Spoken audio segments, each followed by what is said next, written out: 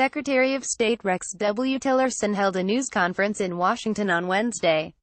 WatsonAgence FrancePresse, Getty Images. Secretary of State Rex W. Tillerson on Wednesday made a statement from the Treaty Room of the State Department reiterating his support of President Trump. The following is a transcript of that statement, as prepared by the New York Times. For more coverage of his statement, read here. Tillerson: Good morning. There are some news reports this morning that I want to address. First, my commitment to the success of our president and our country is as strong as it was the day I accepted his offer to serve as Secretary of State. President Trump's America First agenda has given voice to millions who felt completely abandoned by the political status quo and who felt their interests came second to those of other countries. President Trump's foreign policy goals break the mold of what people traditionally think is achievable on behalf of our country. We're finding new ways to govern that deliver new victories. Our job is now to achieve results on behalf of America.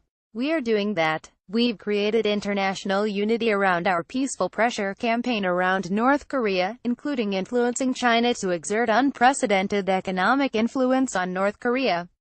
At the Riyadh summit, the president rallied Muslim-majority nations to assume new responsibilities for stopping terrorism.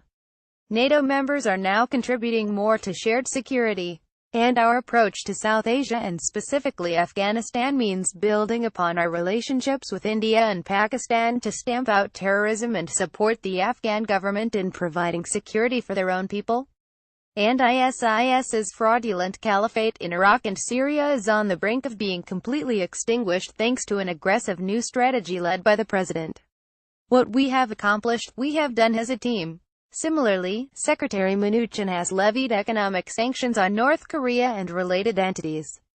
Countries must increasingly decide whether they will do business with North Korea or with a community of peace-loving nations. Ambassador Haley has spearheaded and achieved enormous success, passing the toughest UN sanctions to date on North Korea.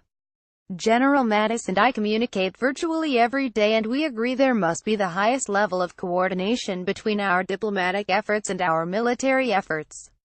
You can't have a stronger partner than a Secretary of Defense who embraces diplomacy. And I hope he feels he has the partner he needs at the State Department.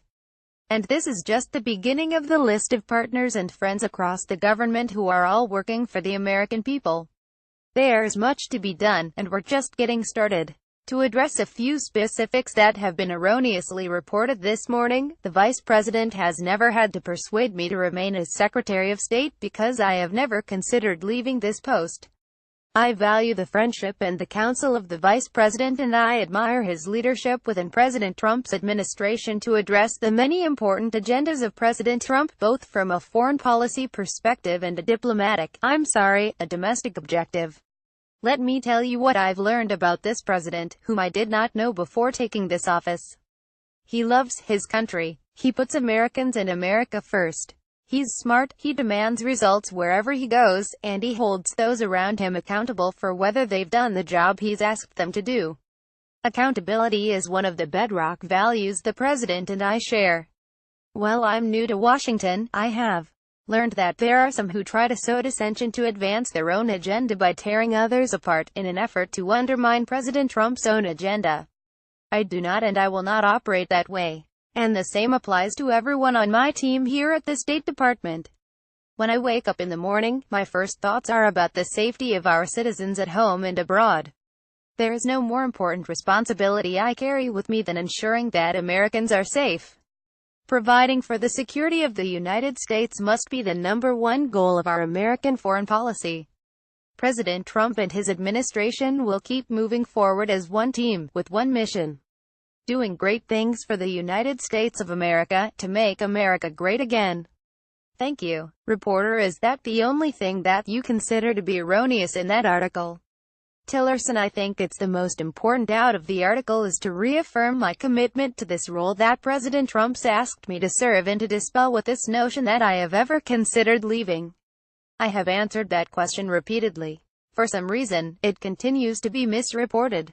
There's never been a consideration in my mind to leave. I serve at the appointment of the president and I am here for as long as the president feels I can be useful to achieving his objectives.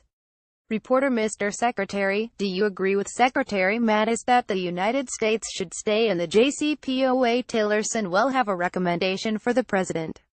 We're going to give him a couple of options of how to move forward to advance the important policy towards Iran.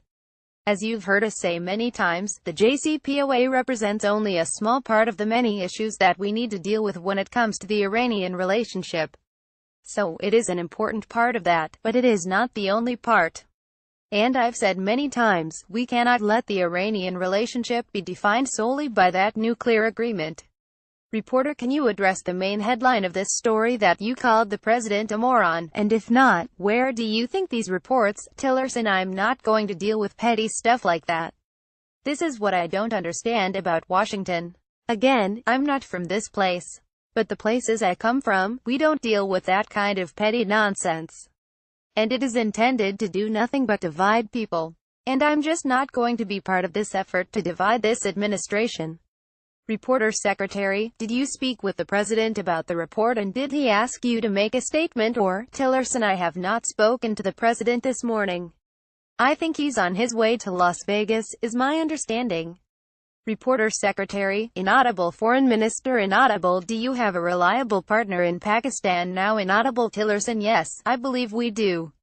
I think the Pakistan relationship and the U.S. relationship is extraordinarily important regionally. And as we rolled out the South Asia strategy, we spoke about it in a regional context. It is not just about Afghanistan. This is about the importance of Pakistan and Pakistan's long-term stability as well. We have concerns about the future of Pakistan's government, too. In terms of them, we want their government to be stable and we want it to be peaceful. And many of the same issues they struggle with inside of Pakistan are our issues. We think there is an opportunity to strengthen that relationship. We're going to be working very hard at all levels, from the State Department to the Defense Department to our intelligence communities, as well as economic commerce opportunities as well. So it really is a regional approach and Pakistan is critical, I think, to the long-term stability of the region. Thank you very much. Correction: October 4, 2017. An earlier version of this transcript misspelled the surname of the United States ambassador to the United Nations. She is Nikki R. Haley, not Haley.